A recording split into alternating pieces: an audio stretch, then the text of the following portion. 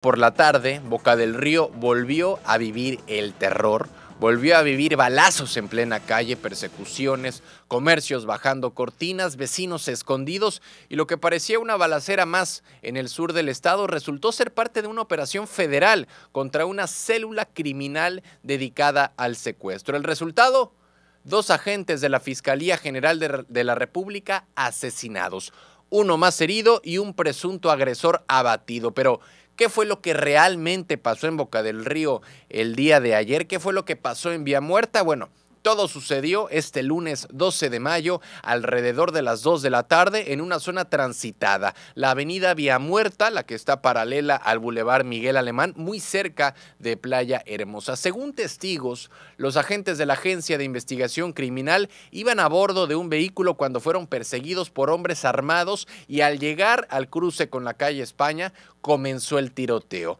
La escena se volvió caótica, balazos, gritos, gente corriendo, negocios cerrando sus puertas y el saldo, repito, 2 agentes asesinados, un agresor abatido, un elemento ministerial herido y ningún detenido hasta ahora. La versión oficial directamente del secretario de Seguridad Federal, Omar García Harfuch, en una entrevista explicó que los agentes estaban en plena operación relacionada con una investigación activa por secuestro. Todo comenzó con una denuncia recibida desde abril. Gracias a esa denuncia lograron liberar a las víctimas, pero el seguimiento continuó. Este lunes, al realizar acciones para detener a otros involucrados, fueron emboscados. Así fue como lo comentó Omar García Harfuch. Comentó que se liberaron a las víctimas y posteriormente, en un operativo para la detención de otros sujetos, los compañeros de la agencia perdieron la vida lamentablemente. Luego del ataque, obviamente se activó el código rojo, es decir, se cerraron accesos, se desplegaron elementos de todas las corporaciones, llámese Policía Municipal Estatal, Guardia Nacional, Secretaría de Marina, y la zona se acordonó varias cuadras a la redonda. Horas más tarde se realizó un cateo en la colonia Graciano Sánchez, en un domicilio ubicado entre las calles Zempoala y Santa Ana. Ese domicilio fue resguardado por la Fiscalía General del Estado con presencia de militares y agentes ministeriales. Hasta el momento no se ha informado sobre detenciones en relación con este cateo, pero este tipo de hechos no son nuevos en Veracruz, pero sí son cada vez más preocupantes cuando ocurren en zonas urbanas, en zonas turísticas, en zonas residenciales como lo es en Boca del Río. Ver agentes federales caer abatidos en plena calle, pues nos recuerda algo. Nos recuerda que la delincuencia organizada sigue operando activamente, incluso en zonas donde pensábamos que no pasa nada, y lo más delicado: estos agentes no estaban improvisando, estaban ejecutando una operación derivada de una investigación seria y aún así fueron emboscados y fueron asesinados. El secretario de Seguridad, Omar García Harfuch, fue enfático al decir que ya se está trabajando para dar con los responsables. Dijo que hay coordinación total entre la Agencia de Investigación Criminal, la Fiscalía General de la República y las fuerzas federales. Pero también fue un mensaje de fondo. Esto no fue un crimen común, fue un ataque directo contra la autoridad federal y cuando eso pasa, la respuesta del Estado tiene que ser clara, porque si los criminales sienten que pueden matar a agentes federales y salir impunes, el mensaje que se manda es gravísimo. Y lo que ocurrió en Boca del Río no se puede normalizar, no puede ser una más. 2 agentes perdieron la vida en cumplimiento de su deber y la ciudadanía, una vez más, tuvo que esconderse y tuvo que vivir con miedo. Pero eso es importante entender, porque esto no es solo una noticia más, es un recordatorio de que el combate al crimen organizado sigue siendo una deuda del crimen organizado, sigue siendo una deuda pendiente, incluso en zonas donde muchos pensaban que ya estaba bajo control. Y bueno, se fue José Mujica, se fue Pepe, como le decía todo el mundo, aunque no lo conocieran. Se fue un tipo que vivía como hablaba, que gobernó sin corbata, sin escolta, sin lujos y sin miedo a morir como había vivido, libre. Hoy no solo murió un expresidente, estoy hablando del expresidente de Uruguay, murió una forma de hacer política que parecía imposible, murió una oveja negra que muchos veían como luz. Y mientras el resto del mundo se tomaba selfies en palacios, por así decirlo, pues José Mujica lavaba vasos y servía whisky a los periodistas que lo visitaban en su casa a las afueras de Montevideo. No vivía en la residencia presidencial, vivía en una casita rural con su su esposa Lucía, con su perro y con su Volkswagen Escarabajo del 87. Hoy vamos a estar hablando y recordando un poco a José Mujica, el expresidente de Uruguay, un expresidente, o más bien un presidente que marcó una época no solamente en Uruguay, sino en toda Latinoamérica, y era un presidente que decía que era el presidente más pobre del mundo. Pobres son los que quieren más y más los que no les alcanza nada. Esos son los verdaderos pobres. Fueron algunas de las declaraciones que más resonaron de José Mujica, pero para entender a Mujica hay que ir más atrás. Antes de ser presidente fue guerrillero, fue parte de una organización armada que luchaba contra las injusticias en Uruguay, influida también por la Revolución Cubana. Recibió inclusive 6 balazos, escapó de la cárcel 2 veces y pasó más de 14 años preso, muchos de ellos en aislamiento. Vivió en aljibes, habló con hormigas, conoció la locura, pero también, según él, aprendió a conocerse a sí mismo. Y cuando salió de prisión en 1985, decía que ese fue el día más feliz de su vida. Llegó a la presidencia hasta el 2010 con 74 años, sin esconder su pasado, pero con una claridad brutal. Sabía que no gobernaría para hacer historia, sino para hacer lo que se podía, y aún así cambió muchas cosas. Legalizó la marihuana, permitió el matrimonio igualitario, impulsó la despenalización del aborto y defendió siempre la libertad con una lógica simple, casi campesina. Sobre todo en un mundo de políticos artificiales. Ahí fue donde José Mujica hablaba de amor, de austeridad, de felicidad, de millones de personas lo estaban buscando, porque su discurso, hay que recordarlo, en la cumbre Río +20 fue viral antes de que los políticos supieran qué era eso de ser viral. En esa cumbre llegó a comentar que el desarrollo no puede ser en contra de la felicidad humana, y ahí, entre presidentes de traje, él con su ropa de siempre, hablaba de tener amigos, cuidar a los hijos, amar a la vida. Claro, no todos lo admiraban, fue muy criticado por no resolver los problemas educativos, por aumentar el gasto público y por declaraciones poco diplomáticas, como cuando llamó a los directivos de la FIFA y también a Cristina Kirchner en micrófono abierto, que los empezó a insultar de una manera pues muy vulgar, ¿no? Pero aún así se mantuvo coherente hasta el final, decía lo que pensaba, vivía como creía y aceptaba las críticas con filosofía. Dijo alguna vez que la realidad es terca, y también que no vivamos temblando frente a la muerte, aceptémosla como los bichos del monte. En abril del año pasado, Pepe Mujica, hay que recordar que reveló que tenía un tumor en el esófago y que por su edad y por las enfermedades previas, pues no se sometería más a tratamientos. Dijo que esta vez la muerte venía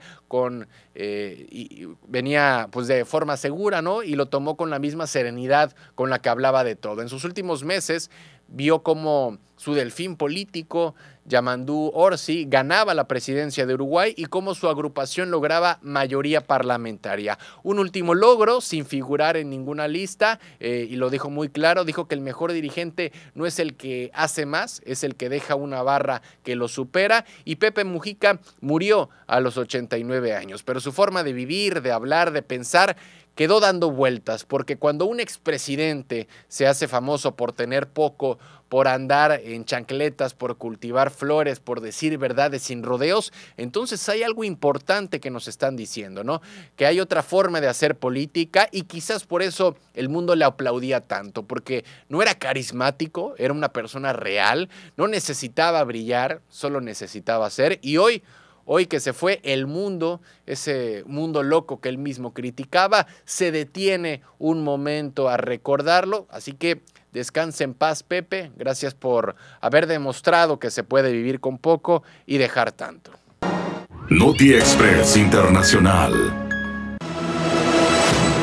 Y bueno, vamos hoy con una nota curiosa. No sé si alguna vez se han preguntado por qué un papa, por así decirlo, el Papa Francisco, no puede usar su verdadero nombre ya en el cargo. Bueno, vamos a hablar de este tema porque, a ver, no es casualidad, detrás de eso hay muchísima historia, hay muchísimo simbolismo y un poquito de estrategia también. Hoy vamos a platicar sobre por qué los papas cambian de nombre al asumir el papado y qué significa realmente esa elección. Pero para entenderlo hay que irnos al primer milenio del cristianismo, porque al principio los papas no cambiaban de nombre. De hecho, los primeros más de 100 papas mantuvieron su nombre de pila, pero todo empezó a cambiar cuando los nombres paganos comenzaron a ser un problema. Muchos de los elegidos tenían nombres que para la iglesia estaban ligados a creencias o a costumbres no cristianas, así que cambiarlo era como borrar esa vieja identidad y comenzar una nueva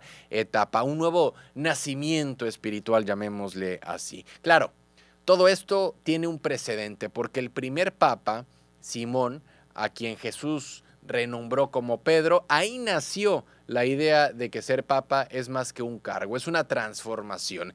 De hecho, de los 267 papas que ha habido en la historia, solamente 130 decidieron cambiar su nombre. Pero a partir del año 955, con el papa Juan, la práctica se volvió una costumbre generalizada. Desde entonces, casi todos los pontífices han adoptado un nuevo nombre al asumir el cargo, excepto Adriano, que gobernó en 1522, y Marcelo en 1555. Y desde entonces, nadie más ha conservado su nombre original. El nombre que elige un papa no es cualquier cosa. Es un mensaje directo al mundo católico. Algunos los hacen por honrar a un papa anterior. Por ejemplo, Juan Pablo I tomó ese nombre en 1978 para homenajear a Juan y a Pablo. Su sucesor, Karol Wojtyła, decidió continuar con ese gesto y se convirtió en Juan Pablo II. Otros papas repitieron nombres históricos como una forma de alinear su pontificado con un estilo o una época, y en algunos casos un nombre completamente nuevo representa una ruptura, un nuevo comienzo, y el caso más claro, pues es el Papa Francisco. De hecho, él fue el primer papa en la historia en adoptar ese nombre en honor a San Francisco de Asís, un gesto que reflejaba humildad, que reflejaba cercanía con los pobres y una intención clara de la reforma. A lo largo de toda la historia, algunos nombres han sido muy populares entre los papas. Por ejemplo, el nombre de Juan fue usado 21 veces por los papas. El primero fue en el año 523 y el último en 1958. Gregorio, por San Gregorio Magno, ha sido elegido 16 veces. También el nombre de Benedicto, también con 16 papas, incluido Joseph Ratzinger en el 2005. Y también son comunes los nombres como Clemente, como Inocencio, como León, como Pío. Y como curiosidad, ha habido papas con nombres compuestos. El primero fue Juan Pablo I y hasta ahora ese estilo lo repitió solamente Juan Pablo II. Pero bueno, esto sorprende a muchos porque hay nombres que jamás han sido elegidos por un papa. Por ejemplo, nombres como José, como Santiago, como Andrés, como Lucas, y tal vez el más simbólico, el nombre de Pedro. No han sido ocupados estos nombres por los papas. Ahora, ¿por qué ningún papa se ha llamado Pedro II, por así decirlo? Bueno, porque en la tradición de la iglesia, el nombre de Pedro está reservado para el apóstol original. Nadie se atreve a asumirlo porque sería como ponerse a la par del primer papa, el que fundó la iglesia, y es una forma de demostrar respeto, de demostrar humildad, incluso desde el nombre. Entonces, ¿por qué los papas cambian de nombre? Bueno, porque ese momento representa algo más que asumir el cargo. Es un nuevo rol, es un nuevo mensaje, es una nueva identidad espiritual, es el nombre que eligen como una señal de continuidad, de reforma, de memoria o de ruptura. Y como en la historia de los grandes personajes, el nombre no solamente dice quién eres, también dice qué vas a hacer. Noti Express Internacional. Y bueno, ¿se imaginan ustedes, ya en la sección de noticias internacionales, imaginen ustedes pagar 1,500 pesos mexicanos por una medicina en Londres, pero irse a Estados Unidos y esa misma medicina de 1,500 pesos llega a costar más de 22,000 pesos? Bueno, eso fue lo que detonó la nueva promesa de Donald Trump, el reducir drásticamente el precio de los medicamentos en Estados Unidos. ¿Cómo? Obligando a las farmacéuticas a cobrar lo mismo que en otros países. ¿Suena bien? ¿Puede ser? pero llega a ser realista, llega a ser algo real. ¿Quién gana, quién pierde con esto? Vamos a explicarlo bien. Porque este lunes el presidente Donald Trump firmó un decreto con un objetivo muy claro: el forzar a las farmacéuticas a bajar los precios en Estados Unidos para igualarlos con los precios más bajos que pagan otros países por los mismos medicamentos. Lo llamó una política de nación más favorecida. ¿Eso qué significa? Bueno, básicamente que si Canadá, Francia o Alemania pagan menos por un medicamento, ese mismo precio debería aplicarse en Estados Unidos. Según Donald Trump, los recortes podrían ir desde un 59% hasta un 90%. Y si las farmacéuticas no cooperan en los próximos 30 días, el gobierno tomará nuevas medidas en los próximos 6 meses. Entre ellas, aranceles a las farmacéuticas, regulaciones más agresivas e incluso importar medicamentos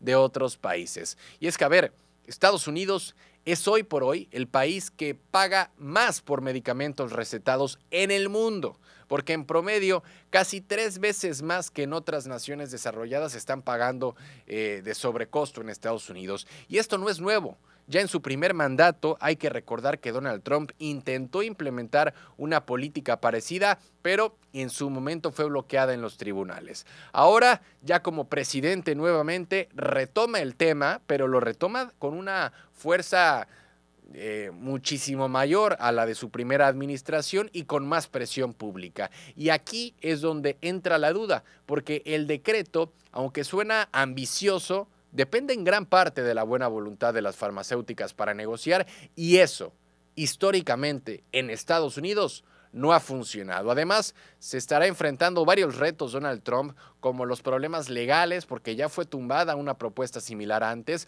los problemas políticos, incluso dentro de Estados Unidos hay resistencia porque muchas farmacéuticas financian campañas y financian empleos, y también otro de los problemas pueden ser los problemas comerciales, porque si se bajan precios internamente, las empresas pueden compensarlo subiendo en otros lados o bajando la inversión en la investigación. Y no olvidemos que este tipo de medidas también podrían provocar reacciones internacionales, sobre todo si Estados Unidos empieza a importar medicamentos de países que tienen sus propias regulaciones sanitarias.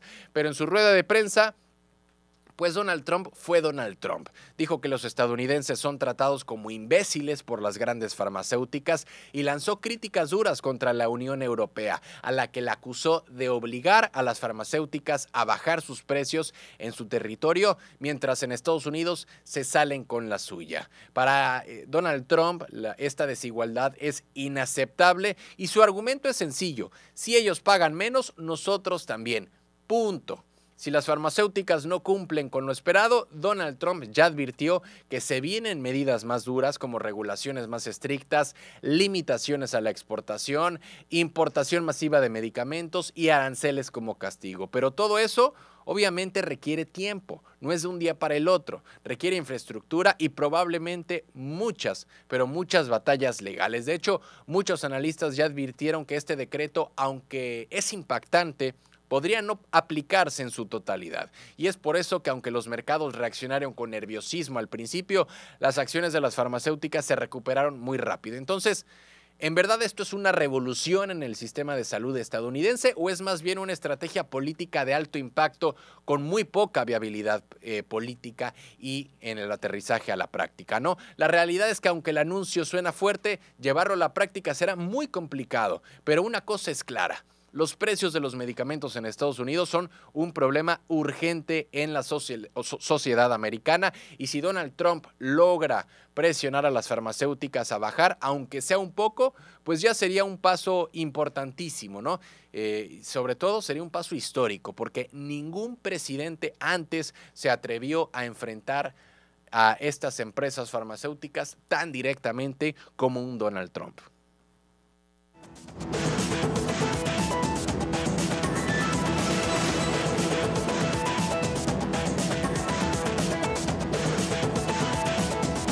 Y bueno, con esta información damos por concluido el Noti Express de R en el día de hoy. Muchas gracias a todos los que nos siguieron, a todos los que nos sintonizaron en un programa más. Nos acompañó en los controles Mauricio García, Víctor Cosgaya en las cámaras. Mi nombre es Rodrigo Crosa y los dejo siempre en sintonía.